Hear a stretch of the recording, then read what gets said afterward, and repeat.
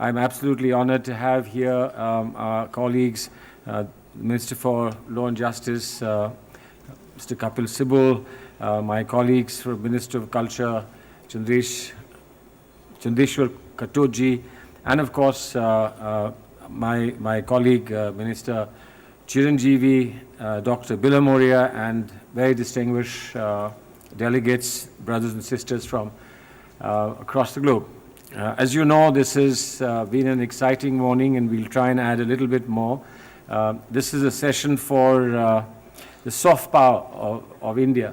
People often speak of India becoming a global power economically in terms of our persuasive strength, in terms of our diplomatic abilities and capacities, and indeed ultimately what matters in terms of your ability to intervene in moments of crisis. Here, of course, is a very special and unique feature of India's outreach to the world and India's contribution to the world, and that is soft power. But just as we use this as a contribution to the world, it is indeed a very important element of our expectation and aspiration, and how we get the world to be connected with India, supportive of India, and indeed a stakeholder in what we call as the idea of India. Idea of India which we celebrate, and you all celebrate, of a pluralistic, democratic society which aspires for an egalitarian and equitable system for everyone to participate and enrich by making their wonderful contributions. So we live in this remarkable world of unity in diversity, and that's the very basis of the strength that we have as a persuasive soft power across the world. We offer, and you will be in your different sessions, be looking at India as a democracy, the economy, our defense aspirations, our culture, and of course, what we are really most proud of is the highly qualified and skilled youth of our country, stirring to conquer the world through their ability, capacity, and their aspirations. But at the core of whatever we are doing is, in fact, this celebration of your presence across the world globally. And we see the Indian Pravasi as the most significant example of our soft power. And that, I believe, is today the focus of our presence here.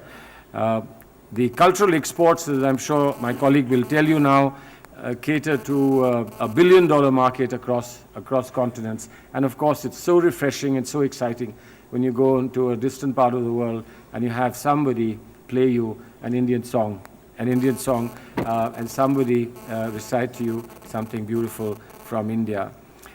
Beyond these, in terms of cultural exports, I think, of course, the cutting edge is Bollywood.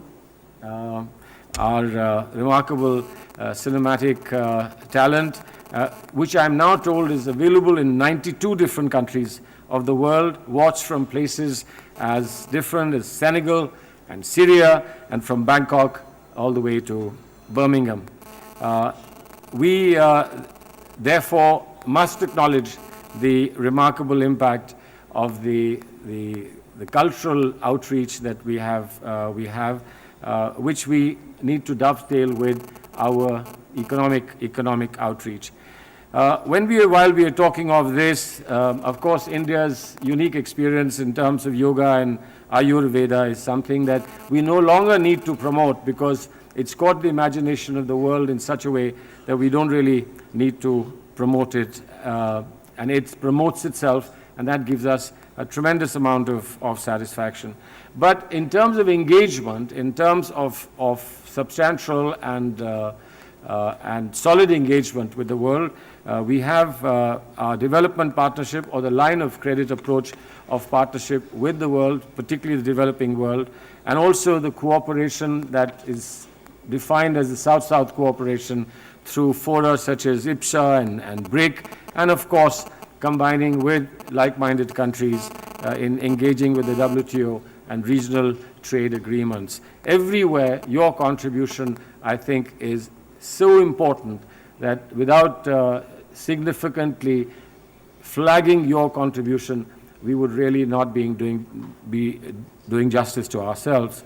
So I think of the several things that you would want to look at and consider, may I just point out a few. That we need to identify key factors where India can be more effective, including target markets.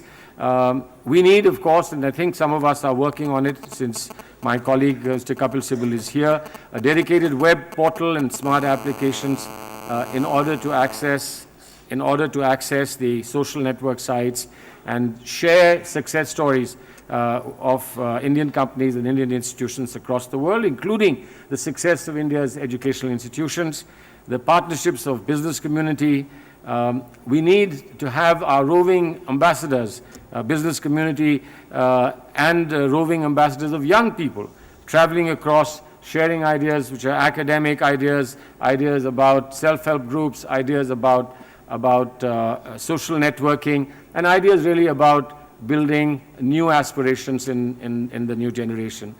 I think, of course, a lot of you will want to focus on news channels and the need for us to be represented adequately across the globe, on the pattern of Al Jazeera, for instance, RTV and the Russian channels.